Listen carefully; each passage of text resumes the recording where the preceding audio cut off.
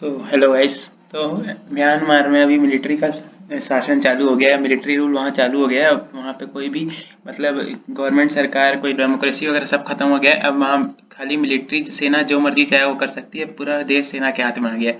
जैसे आप यहाँ पढ़ सकते हो, world reacts to military coup in Myanmar. मतलब यूएस भी बोला है कि एक्शन लेंगे हम तुम्हारे खिलाफ, तुम मिलिट्री शासन नहीं कर सकते। डेमोक्रेसी पूरी दुनिया में प्रमोट हो रहा है तो तुम कैसे शासन कर लोगे। इसी में यूएन ने भी बोला है कि यूएन के चीफ ने कहा है कि arrest military control a serious blow to democratic reforms in Myanmar. मतलब डेमोक्रेटिक रिफॉर्म्स ऐसा तुम नहीं कर सकते कि मतलब कोई भी देश में अगर डेमोक्रेसी है तो वहाँ तो मिलिट्री रूल ला दिए। मतलब ये एक तरीके का गलत चीज़ है। तो वहाँ पे असली में हुआ क्या है, वहाँ वैसे मैं समझाता हूँ। जैसे देखो, ये म्यांमार है ना। अब म्यांमार का कैपिटल है नेपिटाओ। यहाँ पे मिलेगा आपको नेपिटाओ।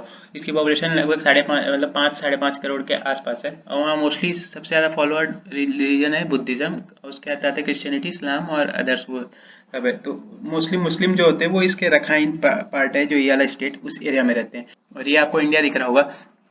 तो अभी हुआ क्या है कि देखो, म्यांमार इंडिया से 1937 में अलग हो गया था। म्यांमार को अलग देश बना दिया था अंग्रेजों ने। उसके बाद 4 जनवरी 1948 को म्यांमार को आज़ाद किया गया कि चलो ठीक है, तुम लोग अब मतलब अलग राज्य, मतलब अलग देश हो, हम ब्रिटिश के चंगुल से अब तुम आज़ाद हो चुके हो। तो उस टाइम क्या हुआ था कि 1948 से 1962 तक कुछ जो वहाँ के जो लोकल नेता थे ना, उनको वहाँ का प्राइम मिनिस्टर प्रेसिडेंट बनाया गया था। वो लोग अच्छा अपना काम वाम कर रहे थे। लेकिन उसके बाद क्या हुआ कि वहाँ पे अलग अलग एथनिक ग्रुप्स रहते हैं। एथनिक ग्रुप्स मतलब वो होते हैं जो वहाँ के पर्टिकुलर लोकल लोकल जो रहते हैं ना। जैसे वहाँ कुछ ट्राइब्स लोग रहते थे जंगल में, तो वो लोग विद्रोह कर दिए कि हमको अपना अलग राय, अपना अलग देश चाहिए। वहाँ कुछ लोग जगह जगह विद्रोह हो गया, अलग अलग सबको अपना अपना देश चाहिए था जैसे। तो वहाँ पे क्या हुआ कि मिलिट्री आई, बोले कि नहीं, एक काम करते हैं कि ये जितना भी अभी डेमोक्रेसी है ना, इसको हटा देते हैं। कोई लोकतंत्र नहीं रहेगा यहाँ, राजतंत्र रहेगा। मतलब एक तरीके का डिक्टेटरशिप हो जाएगा कि मिलिट्री जो चाहे वो करेगी।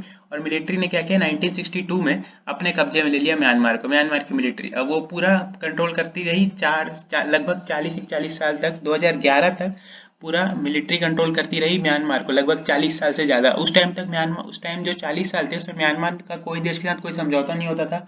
मतलब कोई मतलब एक तरीके का आइसोलेट हो गया था, अकेले हो गया था म्यांमार। कोई उसके साथ कोई वो नहीं करता था, कोई समझौता नहीं करता था, कोई डिप्लोमेसी कुछ, कोई एम्बेसी नहीं था, कुछ नहीं था। तो उससे क्या होता था कि वहाँ के अंदर ही अंदर डेवलपमेंट तो हो नहीं रहा था।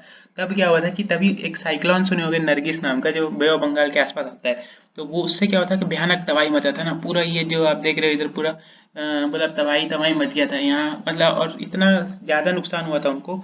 लगभग 2 लाख लोग मतलब या तो मर गए थे या गायब हो गए थे। मतलब उनका पता ही नहीं चला था, इधर उधर चले गए थे। तो इसके बाद जब लोग बोले कि हम लोग को यूनाइटेड नेशन से पैसा मिल रहा है हमारी मदद करने के लिए, तो वहाँ के जो मिलिट्री जनरल लोग को बोले कि जो यूएस यूएन ये सब हमारी मदद करने के लिए पैसा भेज रहे हैं, तो हमको क्यों नहीं दे रहे। वो पैसा लेते थे, खा लेते थे अपना वहाँ म्यांमार। तो उस टाइम के बाद से क्रांति चालू हो गया वहाँ। उसके बाद सिविल वॉर्स होने लग गए। बहुत सारे लोग आपस में सब लड़ वड़ के मिलिट्री रूल को हटाने के लिए बहुत सारे लोग लड़े। उसमें सबसे जो टॉप में थी वो ये थी, अभी अभी की जो ओंग सान सू की, पता नहीं क्या तो नाम है, अजीब सा नाम है इनका, कोई भी ओंग सान सू की, ये जो नाम है ना, ये अब पहले प्राइम मिनिस्टर थी अभी 2015 के बाद से। और अभी फिर से ये इलेक्शन में जीत गई थी। अब देखो, 2011 में जब मिलिट्री रूल खत्म हुआ तो 2011 में ये जो अपना म्यांमार था वहाँ पे यूएनएसडी मतलब USDP, union solidarity and development party, ये एक पार्टी आई थी। उसका प्राइम मिनिस्टर बना था थीन सेन। ये असली में क्या थी कि ये एक पार्टी थी जिसको पीछे से मिलिट्री बैक करती थी। कि मिलिट्री उस पार्टी को बनाई थी कि चलो डेमोक्रेसी के नाम पे लोगों को कुछ चाहिए तो ठीक है, रूल हम ही लोग करेंगे, लेकिन एक पार्टी बना देते हैं कि चलो ठीक है, तुम लोग चुने हो तो इसको और इसको राज करने देंगे। लेकिन असली में ये पुराना एक जनरल था इसका। ये जो थीन सेन है ना, ये एक जनरल था म्यांमार आर्मी का। अब देखो, जैसे पाकिस्तान का हाल है ना, वैसे ही है। पाकिस्तान में जैसे क्या है कि इमरान इमरान खान की जो पार्टी है, वो भले वहाँ का प्राइम मिनिस्टर होगा, वहाँ पूरा डिसीजन हम लोग सोचते हैं कि वो लेता है, लेकिन असली में वैसा नहीं है। वहाँ भी मिलिट्री रूल चलता है, पीछे जो मिलिट्री बोलती है वो उसको करना पड़ता है। और ऐसा मिलिट्री रूल जो भी होता है ना, तो वो सब एक तो देखो, 2 टाइप का रूल होता है। एक तो मिलिट्री रूल होता है और एक होता है मतलब सिंगल पार्टी रूल। अब सिंगल पार्टी में क्या होता है कि जो सिविलियन लोग रहते हैं वही लोग देश चलाते हैं, मिलिट्री वाले देश नहीं चलाते। लेकिन उनके पास अपनी खुद की आर्मी रहती है। जैसे कि चाइना हो गया, रशिया हो गया, वहाँ पे क्या सिंगल पार्टी रूल है, वहाँ मिलिट्री रूल नहीं है। अब सिंगल पार्टी उसमें क्या है कि जैसे कम्युनिस्ट पार्टी है दोनों जगह, वो पूरा देश चलाती है, उनके उनके मतलब कोई मिलिट्री नहीं है, जैसे शी जिनपिंग कोई कमांडर वमांडर नहीं है, वो मतलब एक सिविलियन है नॉर्मल, वो जाके कम्युनिस्ट पार्टी ज्वाइन किया ऐसे ऐसे वो बन गया प्रेसिडेंट जो भी है ना। लेकिन मिलिट्री रूल में क्या होता है कि जो सेना के जो जनरल वगैरह होते हैं वही लोग टॉप रैंक में, वही लोग जो प्रेसिडेंट प्राइम मिनिस्टर के पोस्ट में रहते हैं और सारा डिसीजन वही लेते हैं, किसके साथ क्या व्यापार करना है, मतलब पूरा देश का मतलब एक तरीके से पूरा डिसीजन वही लोग लेते हैं। तो उसी में क्या हुआ था कि ये यूएसडीपी जो पार्टी थी, ये पार्टी में से इसको आगे बढ़ा दिए थे प्राइम मिनिस्टर के लिए, थिन सेन को, वहाँ लोग स्टेट काउंसलर बोलते हैं, प्राइम मिनिस्टर नहीं बोलते लोग। तो उसके बाद क्या हुआ कि जब 2011 में ये लोग 2011 में ये यूएसडीपी पार्टी जो थी ये जीत गई। लेकिन क्या हुआ कि 5 साल की सरकार था तो 11 से 15 तक था, 15 के पास 15 में फिर से इलेक्शंस हुए। अब 15 के इलेक्शंस के पहले क्या एक और पार्टी है NLD, national league for democracy, ये जो ऑन्ग सान सू की है ना, इसके जो वो थे ना, मतलब इसके जो पिताजी थे ये यूएन में सेक्रेटरी जनरल रहे थे एक टाइम पे। जब 1948 में म्यांमार आज़ाद हुआ था ना ब्रिटिश सरकार से, तब उसके उसके बाद से इसके जो पापा थे वो वहाँ पे यूएन में सेक्रेटरी जनरल रहे थे, तो ये बहुत टाइम से पॉलिटिक्स में थी। इसको वो मान, ये लोग जब मिलिट्री सरकार था तब इनको वो बोलते थे कि ये लोग मतलब विद्रोही लोग हैं, ये लोग टेररिस्ट ग्रुप हैं, ऐसे टाइप का बोलते थे। उसके बाद क्या हुआ कि 2013 में ये लोग छोटा मोटा पंचायत और म्यूनिसिपल ये सब का इलेक्शन लड़े, उसके बाद वहां से इन लोग आगे बढ़ने लगे। हाँ, तो उसके बाद ये हुआ कि 2015 में जो इलेक्शंस हुए उसमें ये जीत गई ऑन्ग सान सू की, ये वहाँ की प्राइम मिनिस्टर बन गई और उसके बाद फिर ये पूरा राज करने लगी। तब क्या हुआ था कि तब छोटा मोटा विद्रोह हुआ था लेकिन उतना कोई खास विद्रोह नहीं हुआ था। तो उसके बाद क्या हुआ कि ये जो थी ना ये प्रो इंडिया थी, मतलब इंडिया की तरफ ये ज़्यादा रहती थी, क्योंकि देखो डेमोक्रेसी रहेगा ना कहीं भी, तो जो डेमोक्रेसी में जो ऊपर पहुँचते दिमाग होना चाहिए उनके पास, ऐसी कोई प्राइम मिनिस्टर नहीं बन सकता। जिसके पास दिमाग होता है वही जाके ऊपर तक पहुंच पाता है, और अगर दिमाग है ना तो उसको अच्छे लोगों से मतलब जो भी देश उसका फायदा कराएंगे उसी के साथ वो रिलेशन रखेगा। जैसे चाइना के भी इसको बहुत मतलब वो किया कि उसके साइड करने के लिए, किसको डिफेंस से मदद करने के लिए, इसका स्ट्रेटेजिक लोकेशन का फायदा उठाने के लिए, इंडिया को मतलब प्रॉब्लम क्रिएट करने के लिए इसका बहुत मदद लेने की कोशिश किया। लेकिन ये क्या इंडिया की तरफ ज़्यादा थी, तो ये क्या हुआ कि मना कर दी। तो चाइना का क्या था कि चाइना मतलब एक तरीके से वहाँ पे जो क्या बोलते हैं डिस्टरबेंस होता है ना देश देश के अंदर, उसको बढ़ाना चाहता था कि अगर देश में डिस्टरबेंस ज़्यादा होगा तो इसकी सरकार गिर जाएगी। लेकिन इसकी सरकार पूरी फुल मेजोरिटी वाली सरकार थी।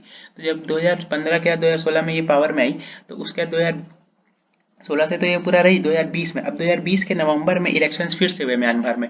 उसमें क्या है 412 सीट थी उसमें, मतलब टोटल वहाँ 488 सीट है, लेकिन 464 का रिजल्ट वो लोग तुरंत नहीं बताए थे, बाद में बताया, अभी तक नहीं बताया शायद।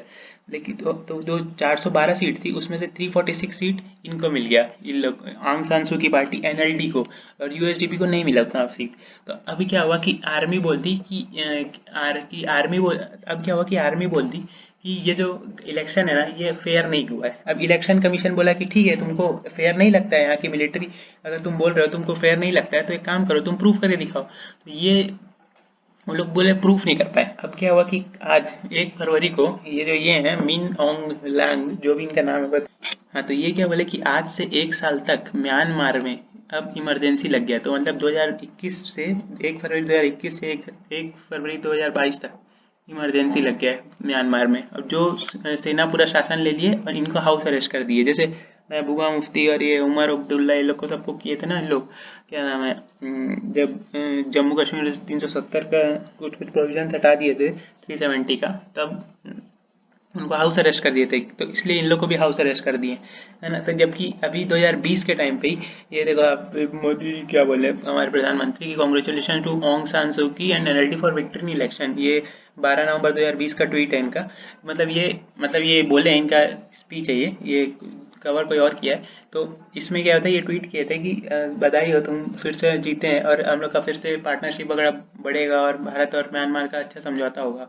और अब मेन क्या है कि नॉर्थ ईस्ट को डेवलप करने के लिए म्यांमार का बहुत बड़ा रोल है, क्योंकि क्योंकि देखो ये नॉर्थ ईस्ट जो है ना, यहाँ से म्यांमार के थ्रू हम लोग मतलब जो भी एशियन कंट्रीज है यहाँ से रोड का हम लोग को मतलब एक तरीके से एक्सेस मिल जाता है बाय रोड, रेल वगैरह यहाँ से सब जा सकते हैं। लेकिन अगर यहाँ वाली जो सरकार है वो हमारे अपने साथ नहीं रहेगी ना तो अपन कुछ नहीं कर सकते। तो ये सबसे ज़्यादा प्रॉब्लम हो जाएगा इंडिया को, क्योंकि अगर वहाँ ये आदमी जो है ना मिन ओंग उलांग, इसका अगर सरकार चल चल गया 1 साल तक, तो फिर वो एक तरीके का मतलब प्रॉब्लम हो जाएगा इंडिया के लिए, क्योंकि इंडिया जितना भी डेवलपमेंट प्रोजेक्ट है वो नहीं कर पाएगा, क्योंकि ये लोग अपनी मर्जी के मालिक होते हैं। अब इनको जो पैसा दे दिया उनके तरफ चले जाते हैं। और चाइना तो सबसे आगे है यही सब चीज़ में, जहाँ मिलिट्री रूल है। जैसे पाकिस्तान और म्यांमार दोनों मिलिट्री रूल में आ गए अभी, है ना। नेपाल में भी कोई खास अच्छा हालत नहीं है सरकार का, वहाँ के पी शर्मा ओली को वहाँ भी भगा दिए उनके पार्टी से। तो यही बड़ा प्रॉब्लम हो गया कि जो मिन ऑन्ग लीलॉन्ग, ये जो पता नहीं नाम नहीं लूँगा इनका, ये जो आदमी है ना, ये जो सैल्यूट कर रहा है, इस ये जितना देर रह जाएगा उतना ये चाइना का फायदा कराएगा। और इंडिया और जो भी देश है ना, इनका भी खुल के मतलब वो करना चाहिए, इनका विरोध करना चाहिए कि भाई डेमोक्रेसी तुम लोग कैसे खत्म कर रहे हो।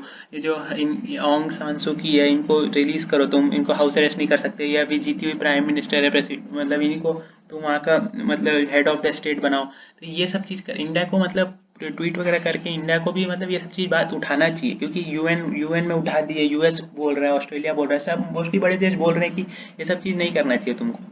हाँ, तो अभी इंडिया को इसलिए इसमें बोलना इसलिए चाहिए क्योंकि आर्मी क्या है, कोई भी देश को अगर रूल करती है तो बहुत खराब हो जाती है। वैसे इंडिया में जैसे हो नहीं सकता कि जो हमारे जो चीफ ऑफ डिफेंस स्टाफ है, जो मतलब तीनों बिपिन रावत जो है, जो तीनों सेना के प्रमुख है, वो अगर बोले कि नहीं अब कोई गवर्नमेंट नहीं रहेगी, मैं ही बन जाऊंगा नेता, मतलब यहाँ का जो भी प्राइम मिनिस्टर है मैं कंट्रोल करूंगा पूरे देश को, तो ऐसा वैसा कभी करेंगे नहीं। क्यों? क्योंकि वो दिमाग पढ़े लिखे लोग, दिमाग वाले लोग जो होते हैं ना, वो लोग कोई भी देश को बढ़िया बना सकते हैं। अब मिलिट्री का काम जो रहता है देश की रक्षा करना, मतलब मदद करना लोगों की, ये सब चीज़ मिलिट्री का जो काम रहता है, वो काम की जगह वो देश को अगर चलाने लग गई तो फिर गलत होता है। क्योंकि देखो वो लोग क्या है, जैसे ये जो रोहिंग्या मुसलमान थे, ये लोग को उनके जगह से भगा दिए मार के, उनका घर और ऐसे पूरा जला वला के चले जाते थे। ये लोग भाग के बांग्लादेश आते थे। अब बांग्लादेश वाले अपनी उनका प्रॉब्लम है अपना, उनका छोटा सा जगह में कितना ही पॉपुलेशन अटेगा, उनका छोटा सा तो घर, मतलब बांग्लादेश कितना छोटा सा ही है, उसमें कितनी ही पॉपुलेशन आएगा। तो वो लोग क्या करते हैं, इनको बेचारों को कोई भी ऐसे ऐसा कोई आइलैंड होता है ना जो जिसमें हमेशा तूफान पानी वानी बहुत गिरता रहता है, वहाँ मौसम हमेशा खराब रहता है, आदमी जिंदा विंदा बहुत कम रहने का चांस रहता है, वहाँ जाके छोड़ के आ जाता है बांग्लादेश, क्योंकि उसके पास भी जगह नहीं है। बांग्लादेश के लोग खुद भारत आ जाते हैं। सारे कंट्रीज को अभी कुछ ना कुछ एक्शन लेना चाहिए कि तुम कुछ भी करके डेमोक्रेसी खत्म नहीं कर सकते किसी भी देश का। अगर तुमको प्रूफ करना है तो तुम प्रूफ करो कि इलेक्शन कमीशन में जो भी आदमी है या जो भी है वो फ्रॉड किए, गलत तरीके से इलेक्शन जीते। ये क्या होता है कि तुम सीधा गवर्नमेंट को ही हटा दिए, बोले कि नहीं अब यहाँ कोई गवर्नमेंट नहीं, मैं मिलिट्री रहूँगा। तो गाइस आपको क्या लगता है कि ये सही हुआ म्यांमार में कि गलत हुआ? आप लोग कमेंट कर सकते हैं। तो मिलते हैं नेक्स्ट वीडियो में। बाय बाय तब तक के लिए।